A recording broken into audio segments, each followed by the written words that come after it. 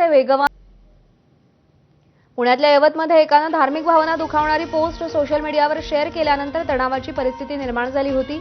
मात्र रात्रीपासून परिस्थिती नियंत्रणात आहे। या घटनेनंतर उपमुख्यमंत्री अजित पवारांनी तात्काळ यवतमध्ये जाऊन पाहणी केली, तर कोणीही कायदा हातात घेऊ नये असं आवाहन मुख्यमंत्री फडणवीसांनी केलंय। दरम्यान आक्षेपार्ह पोस्ट शेअर करणाऱ्या आरोपीला पोलिसांनी ताब्यात घेतलंय।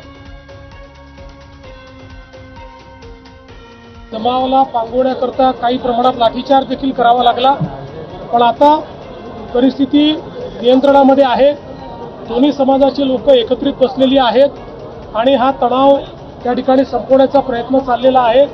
मात्र अशा प्रकारे जाणीवपूर्वक काही लोक तणाव निर्माण झाला पाहिजे अशा प्रकारचे स्टेटस ठेवून किंवा तशा प्रकारच्या घटना या घडवताना त्या ठिकाणी पाहायला मिळतात।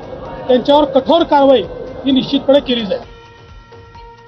पुण्याच्या यवतमध्ये काल दंगल सदृश परिस्थिती निर्माण झाली होती। सोशल मीडियावर व्हायरल झालेल्या एका पोस्टनंतर यवतमध्ये 2 गट आमने सामने आले। जमावानं यवतमधल्या काही गाड्यांचं नुकसान केलं।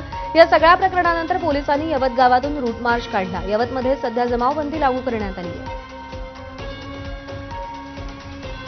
बातमी बीडमधून आहे। बीडच्या एका तरुणाला अयोध्येतील राम मंदिर